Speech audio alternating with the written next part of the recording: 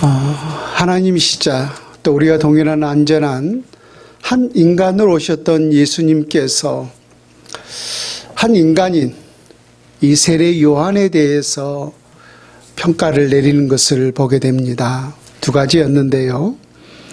첫 번째는 마태복음 11장 9절에 내가 너희에게 이르노니 선지자보다 더 나은 자니라 라고 있어요. 우리가 일반적으로 선지자라고 한다면은 모든 시대마다 그 시대를 대변하기 위해서 하나님의 거룩한 뜻을 품고서 하나님의 백성들에게 주님의 거룩한 음성을 그대로 대언하는 자가 바로 선지자였어요.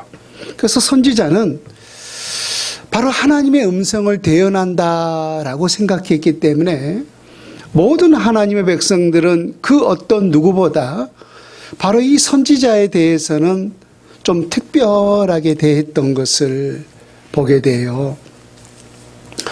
한 나라의 통치권자를 우리는 왕이라고 하지 않습니까? 그래서 지금이야 모든 주권이 백성들에게 있지만은 왕정 시대에 있어서 모든 주권은 실제적으로 왕에게 있었어요. 그래서 모든 권위, 모든 권세가 다 왕에게 집중된 시대가 바로 왕정 시대였단 말입니다. 근데 그러한 시대 속에서도 왕조차도 함부로 대할 수 없는 존재가 있었는데 바로 그 사람이 선지자였어요.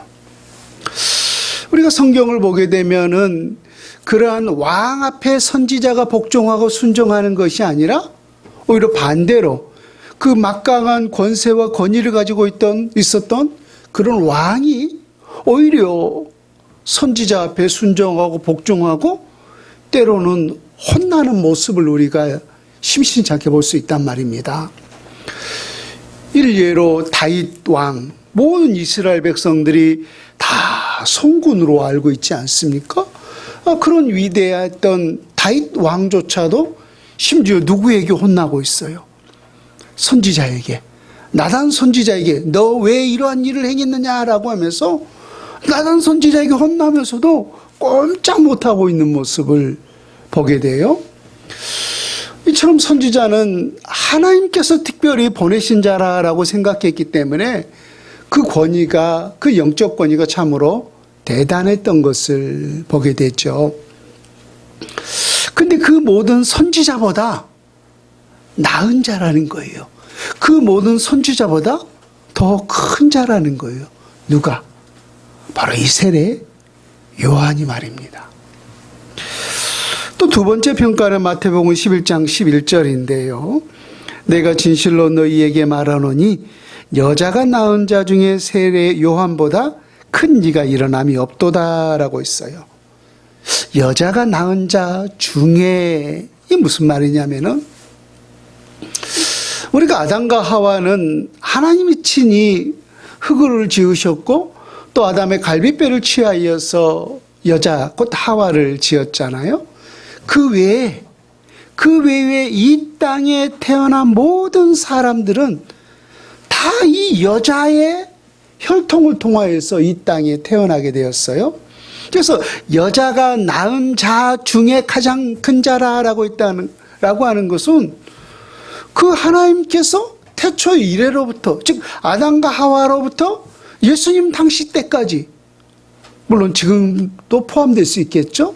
이 모든 시대를 다 초월하여서 가장 큰 자가 바로 이 세례 요한이었다는 거예요. 지금 이러한 평가를 어떤 사람에 의해서 내려진 것이 아니라 바로 하나님에 의해서 내려지고 있다는 거예요. 지금 하나님이 세례 요한에 대해서 이런 평가를 행하고 있었다라고 하는 거예요. 그런다면 세례 요한이 바로 하나님 앞에서 얼마나 위대한 존재였는가라고 하는 사실을 우리는 짐작해 볼 수가 있을 것입니다. 그러나 세례 요한은 하나님으로부터 이처럼 위대한 평가를 받았지만은 이 땅에서의 그의 육체의 삶은 참 녹록지 않았던 것을 보게 되죠. 그가 이 땅에서 어떠한 삶을 살았는가, 이 세례 요한의 삶을 마태가 이렇게 요약하고 있어요. 이 요한은 낙타털 옷을 입고 허리에 가죽띠를 띠고 음식은 메뚜기와 석청이었더라. 여러분, 우리 모든 사람들에게서 가장 근본적인, 가장 기초적인 욕구를 뭐라고 말을 하냐면은 소위 의식주라고 말을 해요. 그래서 오늘도 우리가 어떤 옷을 입고 또 어떤 음식을 먹고 또 어떤 집에서 살아가고 있는가, 이것이 가장 기본적인 관심사지만은 또 가장 큰 관심사이기도 해요. 그래서 이 땅의 모든 사람들이 더 좋은 옷을 입고 더 좋은 음식을 먹고 더 좋은 집에서 살기를 바라고 소망하는 것이 뭐 다 비슷할 거예요. 심지어 하나님을 믿는 사람들조차도 말입니다. 그래서 모든 사람의 이 근본적인 욕구가 바로 이 의식주인데, 세례 요한은 지금 낙타털 옷을 입고 허리에 가죽띠를 띠고 음식은 메뚜기와 석청이었더라라고 말하고 있어요. 그러니까 이 말씀이 지금 뭘 대변하고 있느냐면은 세례 요한의 삶은 한마디로 광야의 삶이었다는 거예요. 광야에서의 삶. 이 광야의 삶은 좀 더 해석해서 바꿔 말한다면은 그런 주 오실 길을 예비하는 오직 이것 한 가지, 이것을 위해서 그의 모든 삶이 전적으로 들어졌다라고 하는 거예요. 이것이 이 땅에서의 세례 요한의 삶이었어요. 광야에서 삶. 그런가 하면 세례 요한의 마지막 말로는 참 인간적으로 보면 어찌 보면은 비참하다라고도 볼 수가 있을 것입니다. 그 당시 갈릴리를 통치하는 그 분봉 왕이 헤롯 안디바라고 하는 왕이었어요. 그런데 이 헤롯 안디바라고 하는 이 사람이 지금 어떠한 잘못을 저질렀느냐 하면은 자기의 동생이 빌립인데, 물론 배다른 동생이었어요. 이복 동생이었지만은 그 빌립이라고 하는 자기의 동생의 아내를 빼앗아서 자기 아내로 삼아버린 거예요. 이건 지금 뭐 불륜이라고 해야 되나요? 뭐라고 해야 되나요? 이건 누가 봐도 이 천륜을 저버린 짓이에요. 천륜을 저버린 짓이에요. 다른 사람도 아니고 자기 자신의 어떤 정치적 야욕과 목적 달성을 위해서 자기의 그 동생인 아내를 빼앗아서 자기 마누라로 삼았다라고 하는 것은 이건 누가 봐도 엄청난 잘못을 저지른 것이 분명하죠. 그런데 이 헤롯 안디바라고 하는 이 분봉왕이 이런 엄청난 잘못을 저질렀음에도 불구하고 그 주위에서는 아무도 말을 하지 못한 거예요. 왜 그렇겠어요? 왕이었기 때문에, 분봉 왕이었기 때문에. 내가 괜히 옳은 소리 했다가 자기 생명의 위협을 느낄 수가 있었기 때문에 그 왕이 잘못했지만 잘못했다고 말한 사람 아무도 없었어요. 근데 그 왕 앞에 나아가서, 그 헤롯 안디바 분봉 왕 앞에 나아가서 당신은 잘못했습니다. 그 잘못을 지적한 사람이 누구였냐면 바로 이 세례 요한이었어요. 성경에도 나오고 있죠. 요한이 헤롯에게 말하되 당신이 그 여자를 차지한 것은 옳지 않습니다. 잘못된 것을 잘못됐다라고 말할 수 있는 것이 바로 선지자고, 또 그것이 하나님의 백성들의 옳은 모습 아니겠습니까? 심지어 왕이라 할지라도 말입니다. 그래서 세례 요한은 담대하게 나아가서 동생의 아내를 빼앗는 것은 그것은 잘못된 것입니다. 회개하십시오 라고 하면서 그 면전에 대고 옳은 이야기를 한 거예요.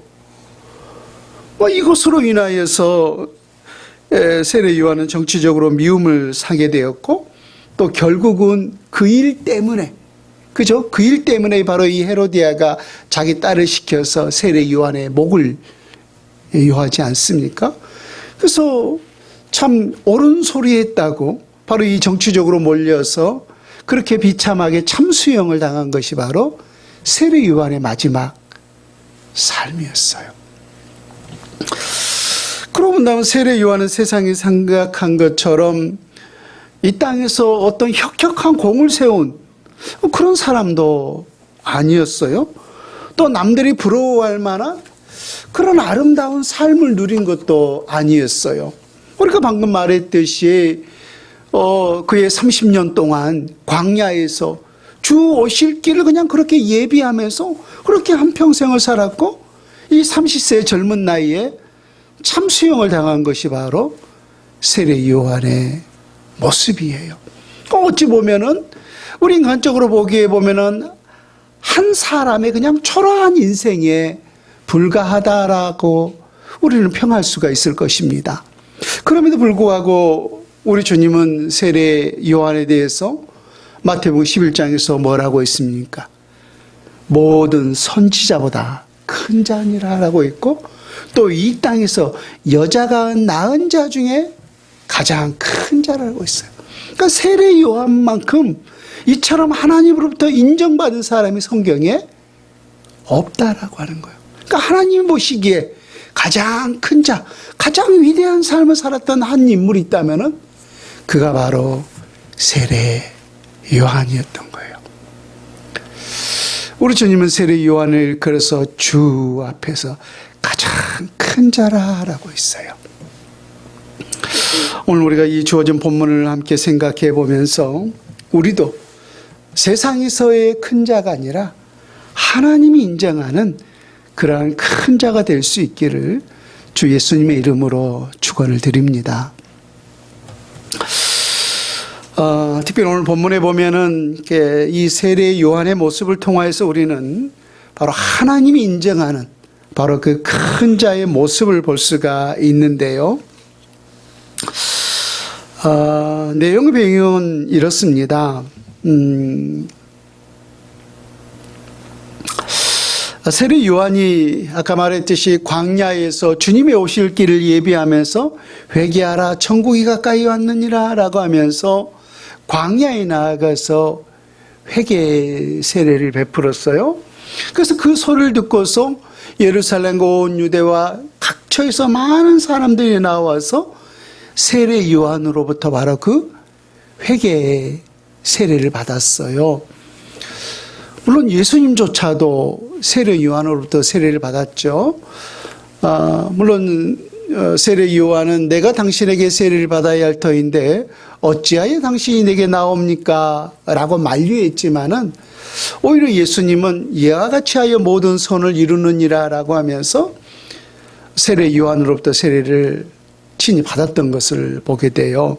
그래서 그 시간 이후에 계속해서 지금 세례 요한은 살렘 가까운 이 에논이라고 하는 그 지역에서 지금 세례를 베풀고 있고, 지금 예수님과 예수님의 제자들은 저 유대 땅으로 가서 지금 세례를 베풀고 있어요.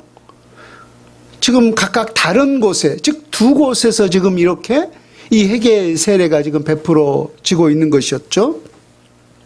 그런데 지금 그런 상황 가운데서 요한의 제자 중에 한 사람과 한 유대인 사이에 정결 예식, 그 세례에 대하여서 지금 변론이 일어났어요. 오늘 본문 25절을 한번 보십시오. 이에 요한의 제자 중에서 한 유대인과 더불어 정결 예식에 대하여 변론이 되었더니라고 있어요. 그러니까 그 율법에 따른 유대인의 그 정통에 의하면은 여러 가지 정결 예식들이 있잖아요. 뭐 어떠한 병이 있었을 때 뭐 가구를 씻는다든가 집을 청소한다든가, 또 혹은 우리 몸에 어떠한 병들이 있었을 때, 혹은 우리가 어떠한 죄악을 범했을 때 우리의 몸을 씻는다든가, 이런 여러 가지 이 정결 예식들이 있어요. 그러니까 이 정결 예식의 이 모든 대부분의 방법이 씻는 거예요. 씻는 거. 근데 세례도 하나의 그 정결 예식으로 그들이 생각을 했던 거예요. 그러니까 세례도 물속에 들어갔다가 이렇게 나오기 때문에 물로 이렇게 씻겨지는 그런 모습을 우리가 생각할 수 있지 않겠습니까? 그래서 이 세례조차도 그들이 하나의 정결 예식으로 생각을 했던 거예요. 근데 여기서 중요한 것은 이 세례에 대한 정결 예식 논란에 있어서 지금 요한의 제자 중에 한 사람과 한 유대인 사이에 지금 변론, 곧 논란이 벌어지고 있다라고 했는데, 좀 어떠한 논란이 벌어졌냐면은, 여기서 우리가 유추해 볼 수 있는 건데요. 누가 더 정통성을 가지고 있는 세례인가에 대한 논란이었어요. 다시 말하면은, 지금 세례 요한은 살렘 가까운 에논이라는 곳에서 지금 세례를 베풀고 있고, 예수님은 저 유대 땅에 가서 지금 각기 다른 곳에서 이렇게 두 장소에서 세례를 베풀고 있는데, 누가 더 정통성을 가지고 있는 그 세례인가라고 하는 거예요. 생각해 보면은 세례 요한의 제자는 누가 더 정통성이라고 주장하고 있겠어요? 우리의 선생님인 세례 요한이 더 정통성을 가지고 있다라고 주장했을 것이고, 한 유대인은 아니다, 예수님이 더 정통성을 가지고 있다라고 주장했을 것 아닙니까? 우리가 일반적으로 정통성을 주장하는 데는 그게 두 가지예요. 하나는 더 많은 세력을 가지고 있는 사람이 일반적으로 정통성을 주장하는 경향이 많아요. 그렇죠? 그러니까 우리의 숫자가 100이고 저기가 하나라 그러면은 그 100을 가지고 있는 그 숫자에 있는 사람들이 우리가 더 많은 수를 가지고 있기 때문에 우리가 저 정통성 있는 사람이다 라고 주장하는 경향이 있고, 두 번째 정통성을 주장하는 경우가 뭐냐면은 원조가 어디냐는 거예요. 원조가 누가 그 일을 먼저 시작했느냐, 그래서 먼저 시작한 사람이 또한 정통성을 주장하는 경향이 많아요. 그러고 본다면 지금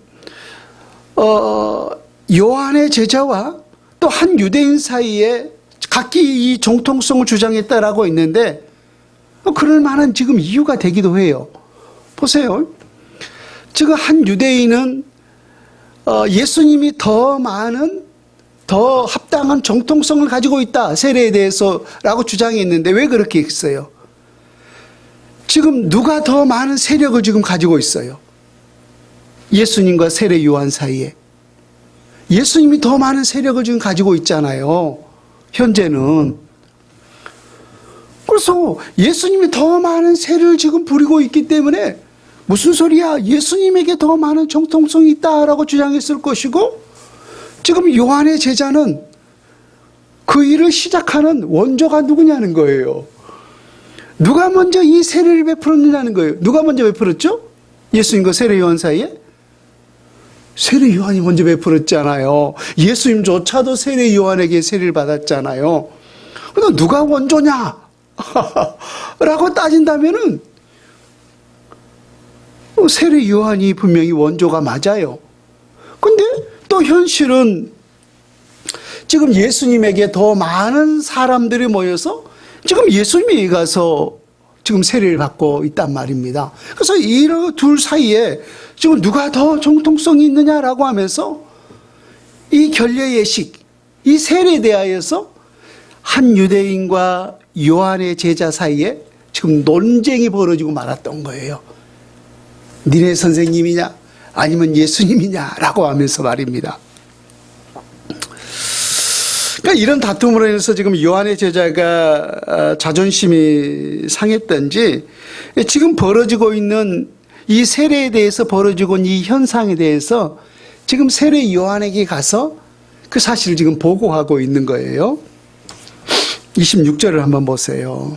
자, 그들이 요한에게 가서 이르되 랍비여, 랍비여, 선생님과 함께 요단강 저편에 있더니 곧 선생님이 증언하시던 이가 세례를 베풀매 사람이 다 그에게로 가더이다.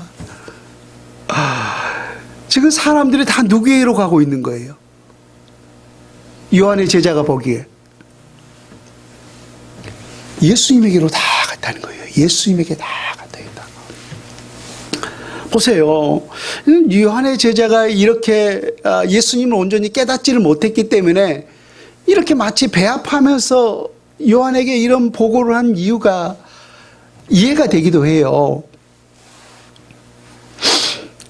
아까도 방금 말했지만은 세례 요한이 광야에서 회개의 세례를 베풀었을 때 수많은 사람들이 각처에 나와서 세례 요한에게 세례를 받았단 말입니다. 또 심지어 누구조차도 예수님조차도 세례를 받았어요. 그래서 그 잠잠했던 유대 땅에 광야에 나가서 회개하라 천국이 가까이 왔느니라 라고 하면서 이 회개의 세례를 베풀면서 외치니까 수많은 사람들이 그 요한에게 나와서 세례를 받았어요. 그러니까 그 시대 속에서 하나의 소위 센세이션을 일으켰던 거죠. 그래서 그 예루살렘에서 대제사장과 레인들을 보내어서 심지어 파송까지 하지 않습니까? 지금 저 광야에서 회개의 세례를 베풀고 있는 저자가 누구인가? 저 세례 요한이 도대체 어떤 사람인가? 너희들이 가서 한번 신문하고 와라라고 하면서 파송까지 해요. 그래서 그들이 세례 요한에게 와서 신문하지 않습니까? 내가 혹시 그리스도냐? 아니라는 거예요. 엘리야냐? 아니라는 거예요. 내가 그 선지자냐? 아니라는 거예요. 그럼 도대체 너 누구냐? 무슨 권세로, 무슨 권리로 이렇게 백성들에게 이 세례를 베푸느냐라고 했을 때 나는 주 오실 길을 예비하는 광야에 외치는 자의 소리로다 라고 했어요. 소리로다. 그래서 그렇게 센세이션을 일으키고 있었던 그 시대의 주인공이 지금 세례 요한의 제자가 생각하기에 누가 그 시대의 주인공처럼 보여요. 모든 사람들이 다 요한에게 나와서 그 세례를 받고 있으니까 그 요한의 제자들이 생각했을 때 그 시대의 주인공은 마치 세례 요한처럼 보였던 거예요. 그래서 그렇게 많은 군중들이 모여서 또 그들에게 이 세례를 베풀고 있는 그러한 선생님, 그러한 스승을 모시고 있다라고 하는 이 요한의 제자들에게 있어서 자부심이 어땠겠어요? 그렇잖아요. 한마디로 그 시대를 풍미하고 있는 그런 선생의 제자인데 그들에게 엄청난 자부심이 있었을 거란 말입니다. 모든 사람들이 다 그에게 몰려와서 세례를 받고 있으니까 말입니다. 그런데 웬걸? 시간이 지날수록 지금 반대 현상이 일어나고 말았던 거예요.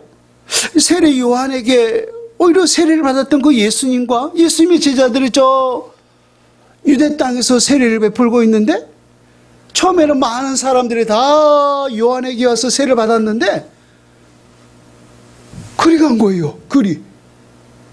다 예수님에게 가서 그곳에서 세례를 받고 요한에게 오는 사람들은 점차 지금 줄어들고 있는 거예요. 그러니까 지금 그 모습을 보면서 요한의 제자가 소위 배가 아프겠어요? 안 아프겠어요? 그렇죠? 언제가 제가 그런 예를 든 기억이 있는데 제가 이곳에서 이 구멍가게를 하고 있는데 저 옆에 100m, 200m 떨어진 곳에 새로운 가게가 오픈했는데 많은 사람들이 우리 가게를 갔던 사람들이 다 저 가게로 몰려가는 거예요. 심지어 우리 가게에 왔던 단골 손님까지라도 냉정하게 관계를 끊고 다 그리 가버린 거예요. 우리가 그러한 모습을 상상해 본다면은 내가 그 주인 입장이라면은 소위 배 아플 일 아니겠습니까? 요한의 제자가 지금 그러했던 거예요. 많은 사람들이 다 우리 선생님이 와서 세례를 받았는데 지금 예수라고 하는 작자가 저쪽에서 세례를 받고 있는데 지금 우리 손님들을 다 그래 지금 빼앗기게 생겼던 거예요. 그래서 그거에 대한 하소연을 요한의 제자가 지금 요한에게 하고 있었던 거예요. 자, 이러한 제자의 하소연에 사도 요한이 어떻게 답을 하는지 37절에 3장 27절에서 31절까지 계속해서 세례 요한이 답을 하고 있는데 네 가지로 정리해서 말씀을 드린다면은 첫 번째는 27절이에요. 요한이 대답하여 이르되 만일 하늘에서 주신 바 아니면 사람이 아무것도 받을 수 없느니라. 즉 이게 무슨 말이냐면은 지금 많은 사람들이 세례 요한에게 나와서 회개의 세례를 지금 받는 것보다 예수님이 나아가서 지금 회개의 세례를 받고 있단 말입니다. 그렇다면은 그 회개의 세례를 받는다라고 하는 것은 바꿔 말하면은 지금 회심자들이죠. 회심자들. 그렇다면은 그 모든 회심자들을 과연 누가 주셨느냐는 거예요. 누가 그렇게 회심할 수 있도록 마음을 주고 그렇게 회심할 수 있도록 누가 그들을 이끌어 주셨느냐라고 하는 거예요. 세례 요한인 거예요? 아니면 하나님이신 거예요? 하나님이시죠. 바로 그 말이에요. 하늘에서 주신 바 아니면 사람이 아무것도 받을 수 없느니라. 세례 요한이 광야에서 회개의 세례를 베풀 때 그렇게 많은 사람들이 나아가서 회개의 세례를 받은 것 또한 누가 주신 거예요? 하나님이 각 사람을 주셨던 것이고 지금 수많은 사람들이 요한에게 나온 것이 아니라 지금 예수님에게 나아가서 그렇게 회개의 세례를 받고 회심하고 있는데 그들 또한 누가 주신 거예요? 하나님이 주신 자들이라는 거예요. 그래서 하나님이 주시지 않으면은 사람은 아무것도 받을 수 없다라고 하는 거예요. 하나님이 하실 일인데, 하나님이 하신 일인데 그 일에 대해서 어찌 우리 인간이 알가불가 말할 수가 있겠는가라고 하는 거예요. 자기의 불리한 그런 현상이었지만 그럼에도 세례 요한은 철저하게 그 속에서도 하나님의 절대 주권을 인정하고 있었던 거예요. 여러분, 우리 특별히 하나님의 백성들에게 있어서 우리가 이 영적 사역에 있어서 늘 주의해야 할 것이 있어요. 여러분, 이 영적 사역에 있어도요 보면은 이 암투가 굉장히 심합니다. 암투가 굉장히 심해요. 서로 뺏느냐 뺏기느냐 막 이런 문제로 인하여서 그 기도하시는 그 영적 권능의 사람들이 이런 문제로 인해서 다투고 막 논쟁하는 모습들을 우리 심심찮게 볼 수가 있어요. 근데 여러분, 그렇게 다투고 논쟁하는 그 원인이 어디에 있는가라고 하면은 이 영적 사역에서조차도 서로 비교하고 판단하기 때문이에요. 비교하고 판단하기 때문에 내가 하는 것이 옳으냐 아니면 내가 가지고 있는 것이 크냐 네가 가지고 있는 것이 크냐 서로 비교하고 판단하기 때문에 그것으로 해서 영적 시기심과 질투가 발생하는 거예요. 지금 보세요. 지금 요한의 제자가 예수님에게 많은 사람들이 예수님이 가는 그 모습을 보면서 지금 배가 아프니까 이 현상을 자기의 선생인 세례 요한에게 보고를 했잖아요. 근데 왜 이러한 지금 보고를 하고 있는 거예요? 만약에 우리는 적고 예수님에게 더 많고라고 하는 그 숫자의 우위에 따른 비교를 하지 않았더라면은 좀 그렇게 그것 때문에 배 아파할 수 있었을까요? 아니죠. 저쪽에 있는 사람들은 많고 나는 적기 때문에 그렇게 비교 우위 때문에 그것으로 인하여서 지금 배 아파하고 있었던 거예요. 제가 영적 사역도 마찬가지라고 있는데 여러분 은사도 마찬가지예요.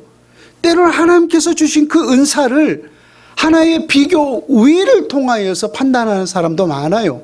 그래서 내가 받은 은사는 이건 대단한 것이고 상대방이 받은 은사는 에이 그런 거 가지고 그런다고 하면서 약간 열등하게 보는 그런 경향이 많아요.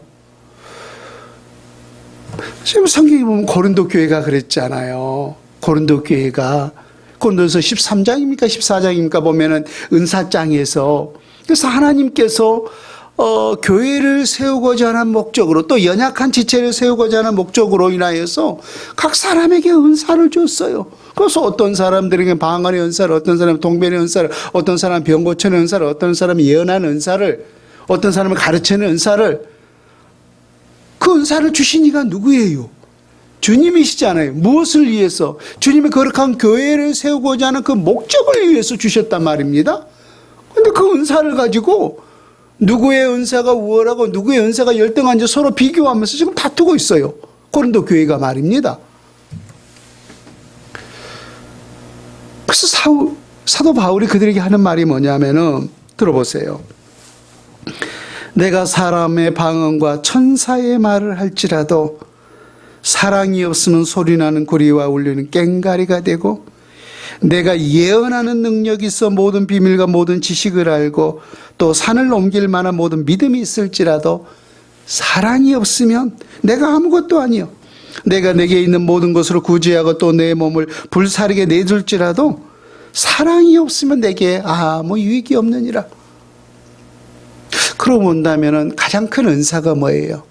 방언의 은사예요, 통역의 은사예요, 병 고치는 은사예요, 가르치는 은사예요, 예언의 은사예요.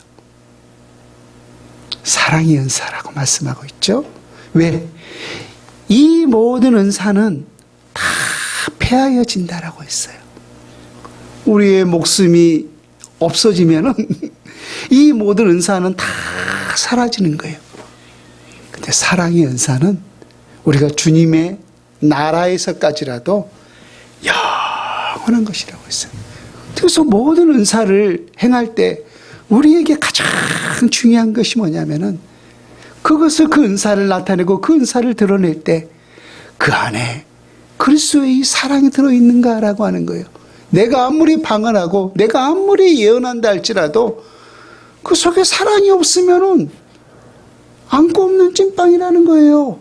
아무런 맛이 없다는 거예요.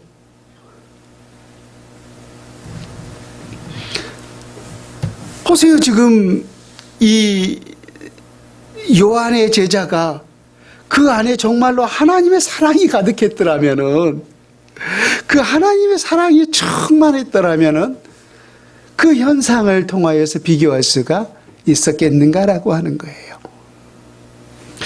그 안에 사랑이 빠졌기 때문에 이처럼 비교하고 평가했던 것을 보게 됩니다. 세례 요한의 두 번째 답변 28절인데요. 보세요. 내가 말한 바 나는 그리스도가 아니요 그의 앞에 보내심을 받은 자라고 한 것을 증언할 자는 너희니라. 우리가 지난 요한복음 1장에서 이 말씀을 강의할 때 여러분들에게 다룬 적이 있습니다마는, 세례 요한이 광야에서 회개의 세례를 베풀면서 뭐라고 했어요? 나는 광야에 외치는 자의 소리로다라고 했어요. 소리의 특징이 뭐라고 했어요? 그 존재는 나타나지 않지만은, 그 존재는 드러나지 않지만은 그 음성, 그 소리를 통하여서 메시지가 전달되는 것이 바로 소리의 특징이에요. 그렇다면 나는 주 오실 길을 예비하는 광야에 외치는 자의 소리로다라고 했다라고 하는 것은 세례 요한 자신의 존재는 드러나지 아니하고 그 음성을 통하여서 지금 누구를 나타내고 드러냈던 거예요? 주님, 메시아, 곧 예수 그리스도를 증거하고 외쳤던 거예요. 그래서 세례 요한이 외치고 증거했던 것은 오직 단 한 사람, 예수님뿐이었어요. 또 회개의 세례를 베풀 때도 뭐라고 했어요?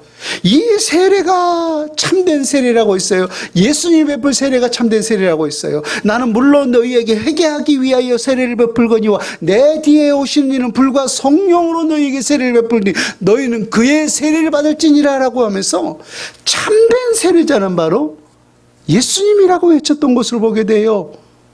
지금 이렇게 외쳤던 것이 바로 세례 요한이란 말입니다. 그렇다면 그 요한을 따르는 제자들, 그 요한을 자기의 스승이요 선생으로 섬기고 있었던 요한의 제자들이 지금 외치고 또 증거해야 할 대상이 누구냐는 거예요. 세례 요한이에요? 예수님이에요? 아니 자기의 선생이 예수 그리스도를 외쳤다면은 그를 따르는 제자들 또한 누구를 외치는 것이 마땅하겠어요? 예수님을 외치는 것이 마땅하잖아요. 그런데 어리석게도 지금 누구에게 집중하고 있는 거예요? 세례 요한에게 집중하고 있었던 거예요. 그래서 예수가 그리스도를 증거할 자는 누구라고 지금 말하고 있는 거예요? 세례 요한이 자기의 제자들을 향해서 바로 너희니라고 말씀했던 거예요. 세 번째 답변은 29절입니다. 요한복음 3장 29절을 보세요. 신부를 취하는 자는 신랑이나 서서 신랑의 음성을 듣는 친구가 크게 기뻐하나니 나는 이러한 기쁨으로 충만하였노라. 지금 이게 뭐냐면은 지금 세례 요한은 예수님과의 관계를 예수님과 자기 자신이 지금 어떤 관계인가를 결혼식을 통하여서 지금 표현하고 있어요. 언젠가 말했듯이 결혼식의 주인공은 신랑과 신부죠. 그래서 우리 모두가 잘 알고 있듯이 하나님의 백성들에게 있어서 신랑은 누구예요? 예수님이죠. 그 신부는 누구예요? 하나님의 백성들이죠. 그러면 그 사이에 세례 요한은 지금 뭐라고 자기 자신을 표현하고 있어요? 신랑의 친구다라고 표현하고 있어요. 신랑의 친구다. 자, 그러면은 친구가 기뻐하는 게 뭐예요? 친구가 기뻐해야 할 것이 뭐예요? 그 신랑의 아내를 자기 아내로 맞이하는 것이 자기의 기쁨이에요? 아니면은 그 신부가 신랑의 아내로 맞이하는 그것 자체가 친구에게 있어서 기쁨이에요? 첫 번째 그걸 기쁨으로 삼는다면 그건 아주 나쁜 일이죠. 아까 그 헤롯 안디바보다 더 나쁜 사람이잖아요. 우리가 결혼식장에 가서 많은 사람들을 축하해주고 그 결혼식에 우리가 함께 기뻐하는 이유가 뭐예요? 그 신랑과 신부가 서로 맞이하는 거, 그쵸? 그것 때문에 우리가 기뻐하는 거지, 내 아내, 내 남편이 된다라고 우리가 기뻐하지 않잖아요. 그렇게 생각하면 큰일 날이잖아요. 그 지금 무슨 말이냐면은, 지금 많은 사람들이 회심하여서 지금 예수님에게 간 거잖아요. 그러고 본다면 예수님의 지금 신부가 되는 일이 벌어지고 있는 거예요. 그렇다면 세례 요한은 지금 예수님의 친구라고 있잖아요. 그럼 친구로서 기뻐해야 될 것이 뭐냐는 거예요. 많은 그 신부들이 자기에게 오는 것이 진정한 기쁨이에요? 아니면 신랑 되신 예수 그리스도에게 가는 것이 진정한 기쁨이에요? 그 후자잖아요. 그 이야기를 하고 있었던 거예요. 지금 나는 예수님의 친구로서 신부가 신랑에게 가는 거, 그것 자체로 인해서 나는 기쁨이 충만해도다라고 했던 거예요. 근데 지금 어리석게 요한의 제자 중에 한 사람은 그 신부가 요한에게 오지 않는다고 배 아파 있었던 거예요. 이게 얼마나 어리석은 일이었는가라고 하는 것입니다. 네 번째 답변은 30절인데요. 보세요. 그는 흥하여야 하겠고 나는 쇠하여야 하리라 라고 있어요. 여기서 그는 예수님이고 나는 세례 요한을 말하고 있었던 거죠. 이것은 그 세례 요한의 어떤 겸손의 표현이 아니라 실질적으로 그렇게 되어야 하는 것이 옳은 일이었기 때문이에요. 아까도 말했지만은 세례 요한이 외치는 것이 뭐였어요? 나는 광야에 외치는 자의 소리로다, 소리에 불과하다라고 하면서 그 소리를 통하여서 주님의 오실 길을 예비했단 말입니다. 근데 그렇게 외쳤던 당사자인 예수님이 지금 오셨어요. 오셨어요. 그렇다면 그렇게 외쳤던 메시아가 곧 그리스도가 그 앞에 왔는데 지금 많은 사람들이 누구에게 가는 것이 옳은 일인가라고 하는 거예요. 여전히 세례 요한에게 나와서 그 회개의 세례를 받는 것이 옳은 것인가? 아니면은 예수님에게 나아가는 것이 옳은 것인가라고 하는 거예요. 세례 요한이 그 주 예수 그리스도를 외쳤기 때문에 그 외쳤던 분이 왔다면은 당연히 많은 사람들이 예수님에게 가는 것이 의당 옳은 것이 아니겠는가라고 하는 거예요. 그래서 그는 흥하야겠고 예수님의 세력은 더 많아져야겠고 자기에게 오는 세력은 좀 더 세하여지고 또 적어야 되는 것이 옳은 현상인 것이죠. 그래서 이것은 어떤 겸손의 표현이 아니라 그렇게 되어져야 하는 것이 하나님의 뜻이고 그렇게 되어지는 것이 바로 세례 요한의 사명이었던 거예요. 그래서 그 자기의 분수 또 자기가 감당해야 할 그 사명을 이 세례 요한은 명확히 깨달았기 때문에 그렇게 많은 사람들이 예수 그리스도께 나아가는 그 모습을 보면서 오히려 그것에 대해서 요한의 제자는 배 아파 있지만은 세례 요한은 하나님의 참 뜻을 알았기 때문에 오히려 그것을 기뻐했던 거예요. 그 현상으로 인하여서 세례 요한의 영혼 속에는 그 심령 속에는 기쁨이 충만했던 거예요. 여러분 시작하는 즈음에 예수님은 세례 요한에 대해서 이렇게 평가를 했다라고 했어요. 모든 선지자보다 나은 자니라. 또 여자가 낳은 자 중에 요한보다 큰 이가 없도다라고 말입니다. 그러고 나면 이 땅의 모든 선지자들 중에 물론 요한도 마지막 선지자 중에 한 사람이긴 합니다만 또 여자가 낳은 자 중에 이 땅에 태어난 모든 사람 중에 하나님이 인정했던 가장 큰 자가 누구예요? 바로 세례 요한이었음을 우리는 알 수가 있어요.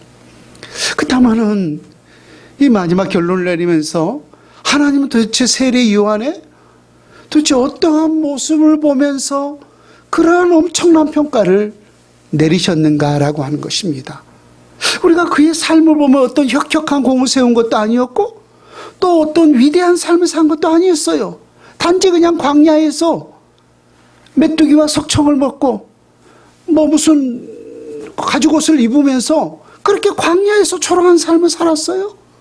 또 그의 마지막 삶 동안 비참하게 목이 잘려서 참수당하는 그런 죽임을 당하였단 말입니다. 우리 인간적으로 생각해보면 참으로 초라한 삶이라고 볼 수가 있는데 그럼에도 불구하고 우리 주님은 세례 요한을 일컬어서 모든 선지자 중에 가장 큰 자라고 했고 또 여자가 낳은 자 중에 가장 큰 자라고 했어요. 무슨 모습 때문에 그렇게 했는가라고 하는 거예요. 오늘 본문을 통해서 한마디로 요약한다면은 세례 요한은 자기 자신은 철저하게 감추고 자기 자신은 철저하게 숨기고 자기 자신을 통하여서 오직 그리스도만을 나타내고 그리스도만을 높이고 그리스도만을 드러냈던 것을 보게 됩니다. 그래서 자기 자신은 세상에서의 큰 자는 그렇지 않죠. 자기의 이름이 널리 알려진 사람, 그가 어떤 특별한 것을 발명했거나 혹은 나라를 구했거나 어떤 위대한 삶을 통하여서 많은 사람들에게 그가 행한 행적이 그의 이름이 널리 알려졌을 때 그 사람을 일컬어서 우리는 큰 자다라고 말을 하지만은 하나님 앞에서의 큰 자는 세상과 절대적으로 반대되고 있다라고 하는 거예요. 오히려 자기 자신의 행적, 자기 자신의 그 모든 것들은 그 이름은 철저하게 숨기고 주님만을 높이는 삶을 살아갈 때 우리 주님은 바로 그 사람을 일컬어서 주 앞에서 큰 자라고 있던 거예요. 우리 모두가 다시금 세례 요한의 그 행적을 본받으면서 우리 자신은 드러내기를 소망하는 그런 죄악의 속성들을 다시 한번 깨뜨리고 자기 자신을 숨기고 감추며 또 내 모습을 통하여서 오직 그리스도만을 높이고 나타낼 수 있는 그런 주님 앞에서 큰 자가 될 수 있는 은혜가 우리 모두에게 있기를 우리 주 예수님의 이름으로 축원을 드립니다. 아멘.